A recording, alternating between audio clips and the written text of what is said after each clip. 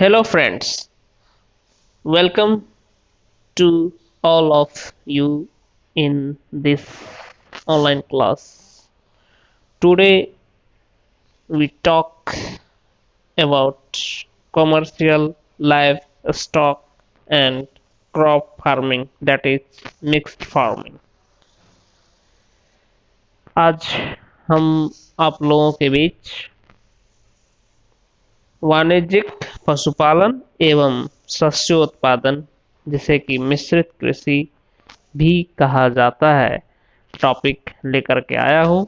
यह टॉपिक जयप्रकाश विश्वविद्यालय का BA पार्ट 2 ज्योग्राफी ऑनर्स का पेपर 4 का यूनिट फर्स्ट का टॉपिक है।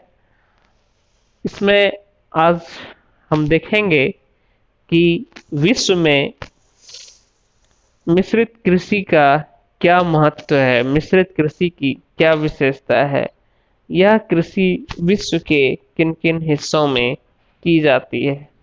इसी पर आज का यह ऑनलाइन क्लास है, ध्यान से इसको सुनिएगा।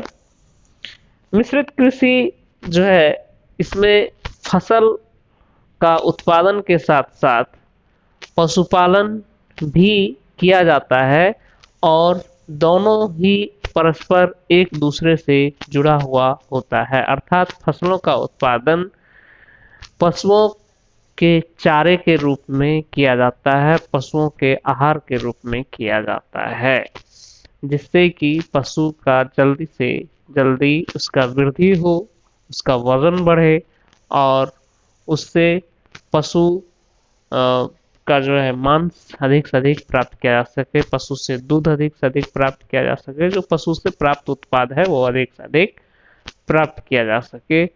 तो इस तरह का कृषि जो है एक दूसरे का पूरक है, क्योंकि फसलों का उत्पादन बहुत सारे जगहों पर देखेंगे, विश्व के बहुत सारे हिस्सों में, तो आपको इस कृषि में यह भी मिलेगा देखने को कि जो फसल से प्राप्त वेस्ट मटेरियल होता है, अनाज प्राप्त करने के बाद, तो उसका भी इस्तेमाल जो है पशुओं के चारे के रूप में किया जाता है। तो ऐसी जगहों पर भी पशुपालन होता है। तो यहाँ पर हम बस इसी तरह की बात करेंगे, मिश्रित कृषि की बात करेंगे कि पशु और जो है फसलों का उत्पादन साथ साथ होता है, तो किस तरह का वहाँ की विशेषता होगा, इस पर मैं चर्चा करूंगा। तो मिश्रित कृषि जो है उत्तरी पश्चिमी यूरोप की मध्य युग में जो है यह विकसित हुई, जो निर्वाहक प्रकार की थी। लेकिन वर्तमान समय में देखें तो वाणिज्यिक फसलों तथा पशुओं के विभिन्न अनुपातों तथा संयोगों में प्रचलित है। अब यह कृषि यूरोप तक ही सीमित नहीं रह गई है, बल्कि संयुक्त राज्य अमेरिका तथा एशिया को छोड़कर अन्य महाद्वीपों के आर्द्र मध्य अक्षांशों के हिस्सों में भी फैल गई है। मिश्रित कृषि फसलों तथा पशुओं की परस्पर निर्भरता पर आधारित होती है, जिससे भूमि संसाधनों का अनुकूलतम उपयोग सुनिश्चित होता है। इस कृषि प्रणाली की विशेषताएं अनेक भौतिक, आर्थिक, राजनीतिक एवं सामाजिक कारकों के संयोग का जो है वह परिणाम है। भौतिक एवं मानवीय दशाओं में अनेक भिन्नताएं होती है, जिसके स्वरूप वाणिज्यिक मिश्रित कृषि में भी विविधताएं देखने को मिलती है।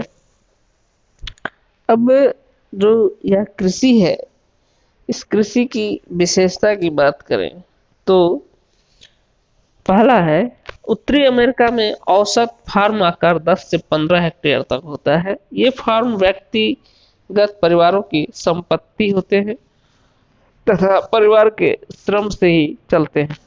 दूसरी विशेषता देखें तो मिश्रित कृषि की सबसे महत्वपूर्ण विशेषता जो है वह होता है कि फसलों तथा पशुओं का साथ साथ यानी कि समेकन होता है।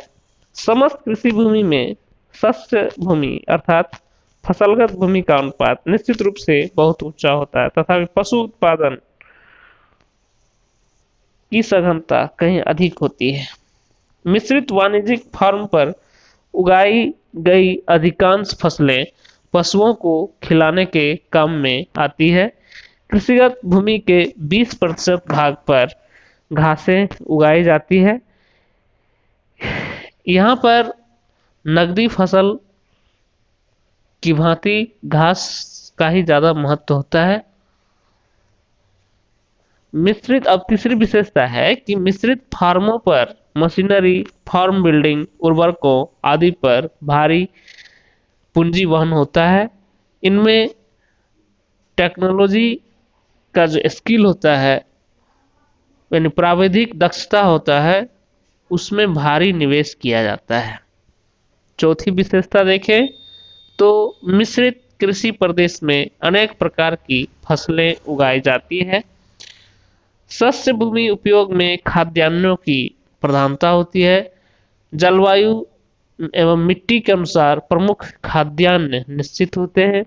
संयुक्त राज्य अमेरिका में मक्का तथा यूरोप में गेहूं प्रमुख खाद्यान्न है। संयुक्त राज्य अमेरिका में सोयाबीन द्वितीय सबसे महत्वपूर्ण फसल होती है।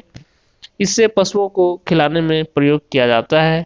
चीन तथा जापान में टोफू यानी सोयाबीन का दूध लोगों के भोजन का प्रमुख स्रोत है। पांचवी विशेषता देखें, कृषकों को सालों भर सक्रिय रहना पड़ता है। शीत ऋतु की अपेक्षा वसंत ऋतु में जब फसलें उगाई जाती हैं तथा शरद ऋतु में जब फसलें काटी जाती हैं, खेतों पर अधिक ध्यान देने की आवश्यकता होती है। इसके विपरीत पशुओं पर वर्ष भर ध्यान देना आवश्यक है। छठी विशेषता देखें तो कृषक मिट्टी की उत्पादकता बनाए रखने के लिए फसलों का हेर फेर यानी सस्यावर्तन करते हैं, रोटेशन करते रहते हैं। आजकल कृषक 4 खेत सस्यावर्तन करते हैं, जिसमें एक खेत में खाद्यान्न, दूसरे में जड़दार फसलें, तीसरे में चारा और चौथे को परती रखा जाता है। सातवीं यदि विशेषता देखें तो वाणिज्यिक मिश्रित खेती में श्रम और पूंजी के सघन निवेश के कारण लाभ की प्राप्ति अधिक होती है। यह सघन निवेश ग्रामीण तथा नगरीय जनसंख्या की सघनता, सुनिश्चित वर्षा, अनुकूल तापमानों, वैज्ञानिक विधियों के उपयोग, उत्तम परिवहन व्यवस्था तथा परिवारों के श्रम के उपलब्धता होने के कारण संभव होता है। आठवीं देखें विशेषता, मिश्रित कृषि में उपकरणों तथा मशीनों के लिए शेड, पशुओं के लिए रहने का स्थान, बाड़े, चारा रखने के लिए बाड़े तथा साइलो आदि फार्म भवनों की आवश्यकता होती है, जिनकी संख्या तथा आकार जलवायु की दशाओं तथा फार्म के आकार पर निर्भर होता है। मिश्रित कृषि एक कुशल तथा उन्नत कृषि प्रणाली है। इन प्रदेशों का सबसे तेजी से विकास हुआ है, और जो विकास हुआ है इन क्षेत्रों का, इसका विकास होने का कारण क्या है वो देखें।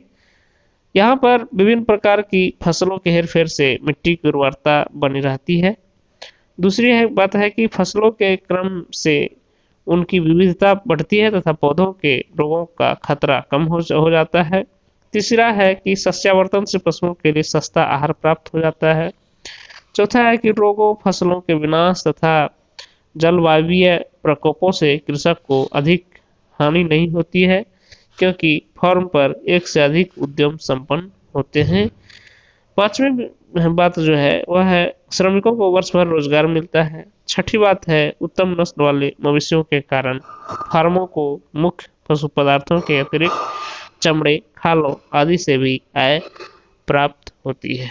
तो इस तरह से आज आपने देखा कि किस तरह से वाणिज्यिक पशुपालन और शस्योत्पादन दोनों साथ साथ किस तरह से होता है, विश्व के किन किन हिस्सों में इस तरह की कृषि होता है और इसकी जो विशेषता है वह किस तरह की विशेषता है, तो इस पर मैं चर्चा किया।